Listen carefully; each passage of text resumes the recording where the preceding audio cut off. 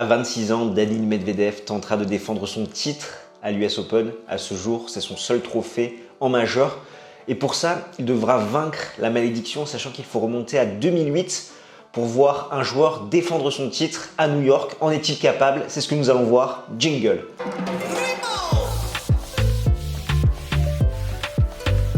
Salut les talkers, j'espère que vous allez bien. Moi c'est Constantin et bienvenue sur Game Stand Talk. J'aide les passionnés de tennis comme vous à décrypter l'actualité de la petite balle jaune. Alors si c'est quelque chose qui vous intéresse, n'hésitez pas à smatcher le bouton pour vous abonner, d'autant plus que nous allons avoir une présence quotidienne pour le dernier Grand Chelem de l'année. Dans cette vidéo, nous allons voir si Danil Medvedev est capable ou non de défendre son titre à l'US Open. Dans un premier temps, nous allons revenir sur son sacre à New York. Ensuite, nous parlerons des temps difficiles qu'il a rencontrés après ce premier sacre, notamment de son premier semestre 2022. Et enfin, on se plongera sur ses résultats récents pour la tournée américaine. Reste bien jusqu'au bout de cette vidéo parce qu'il se pourrait que tu puisses gagner la raquette de Danil Medvedev. En 2021, après des finales majeures perdues à l'US Open 2019 et à l'Open d'Australie 2021, Danil Medvedev décroche son premier titre en Grand Chelem à l'US Open contre Novak Djokovic, 6-4, 6-4, 6-4. Et le Russe va briser un petit peu le rêve de Grand Chelem du Serbe. Avant l'US Open, c'était 3 titres en 2021 à Toronto, Marseille et Majorque et seulement 5 défaites sur dur contre Djokovic, Lajovic, Bautista Agut, Carreño Busta ainsi que Rublev pour 28 victoires.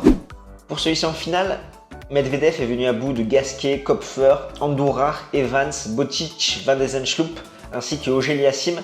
C'était plutôt une promenade de santé, sachant qu'il a lâché seulement 1-7 contre VDZ en quart de finale. Et ce qui est intéressant dans cette finale à l'US Open entre Djokovic et Medvedev, c'est que le Russe va apporter des solutions tactiques aux problèmes que lui avait donné le Serbe en finale à Melbourne. La première, c'est de jouer beaucoup plus de balles neutres au centre pour éviter d'ouvrir les angles 55% du temps avec son revers. Il jouait des balles au centre et 61% du temps avec son coup droit.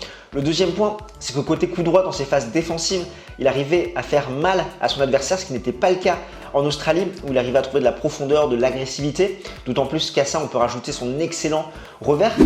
Le troisième point, c'est faire des secondes premières, donc forcément, c'est beaucoup plus risqué. Tu t'exposes à faire plus de double fautes, mais à l'inverse, tu n'habitues pas ton adversaire à une qualité à la relance. Finalement, tu vas toujours le surprendre, il va toujours devoir s'adapter. On sait que Novak Djokovic est un excellent relanceur et ça l'a énormément perturbé, comme ça avait été le cas dans leur précédente rencontre, ce qu'il n'avait pas su faire en Australie. 58% de points gagnés derrière sa seconde balle pour Medvedev, malgré plusieurs doubles fautes.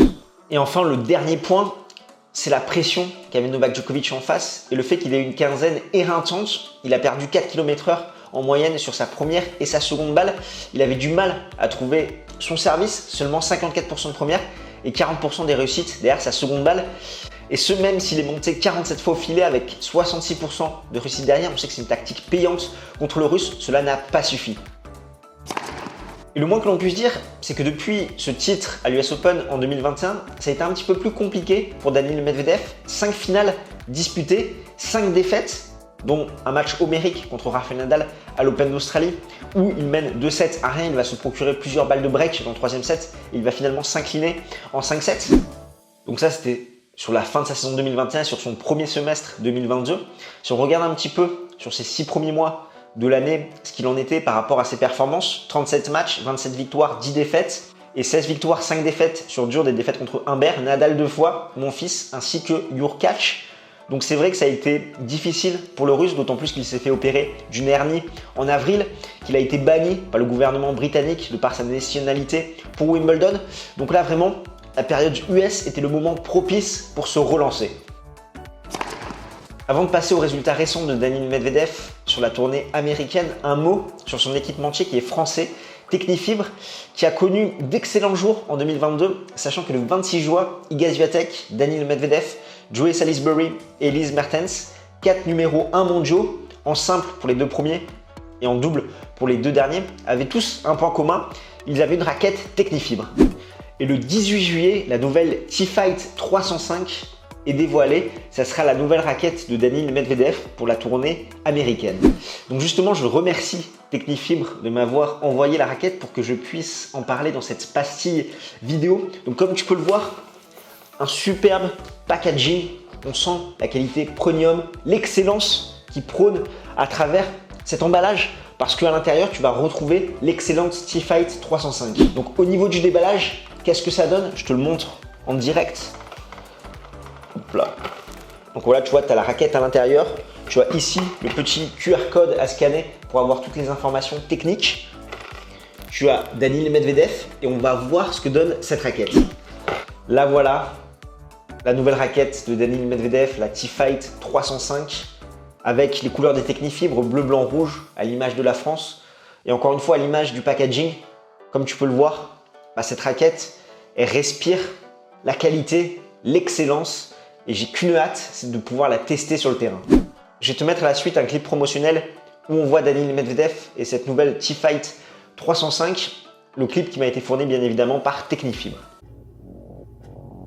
To keep improving. To reach the top, Yeah. we gotta go to the next level. More than a fighter.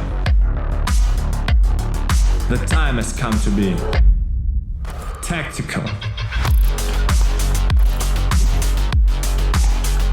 tenacious, true to your game, and thrilling. The time has come to be a T-fighter. I'm a T-fighter. Are you?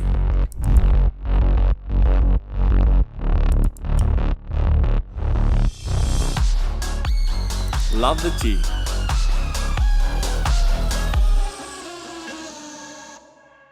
Au niveau des informations techniques de cette T-Fight 305 Isoflex, elle fait 305 grammes, elle a un tamis de 630 cm², elle a un plan de cordage de 18 montants, elle est plutôt axée contrôle et puissance, ce qui va parfaitement avec le jeu de Medvedev, avec ses frappes très tendues, très à plat.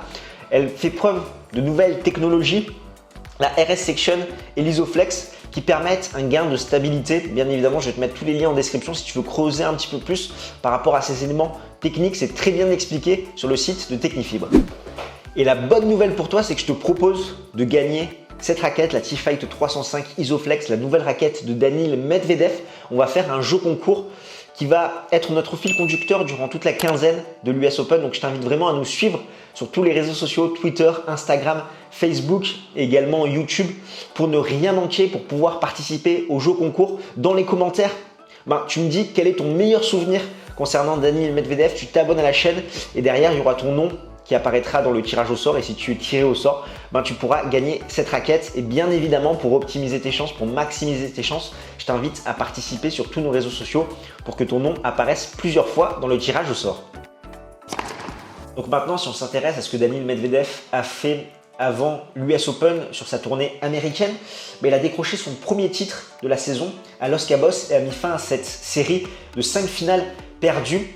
Cette semaine-là, il s'impose contre Ishikata, Berankis, Kekmanovic et Norrie. Ensuite, il va s'incliner au premier tour de Montréal contre Nick Kyrgios et va aller en demi-finale à Cincinnati où il va perdre en 3-7 contre Stefanos Tsitsipas.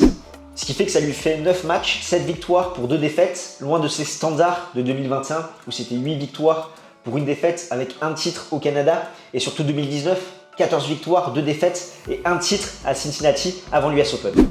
Par rapport à son niveau de jeu, on sent qu'il peut encore monter en puissance pour aller tenter de défendre son titre à l'US Open. En tout cas, il est capable de tenir une intensité dingue durant plusieurs sets, plusieurs heures, ce qui derrière permet d'écœurer ses adversaires, comme ça a été le cas contre Kekmanovic, Norrie au Fritz, sachant que les premiers sets sont accrochés. Contre Kekmanovic, ça fait 7-6, 6-1. Contre Norrie, ça fait 7-5, 6-0. Et contre Fritz, ça fait 7-6, 6-3. Et derrière, le second set, ses adversaires commencent à lâcher parce qu'ils ont l'impression de pouvoir décrocher le premier set.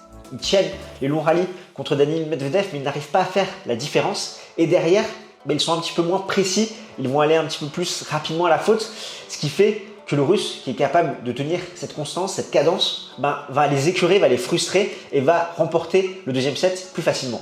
Néanmoins, les lacunes qu'on a pu constater, c'est qu'il est souvent exposé par rapport à sa position sur le court. En témoignent ces 2 défaites contre Kyrgios et Tsitsipas.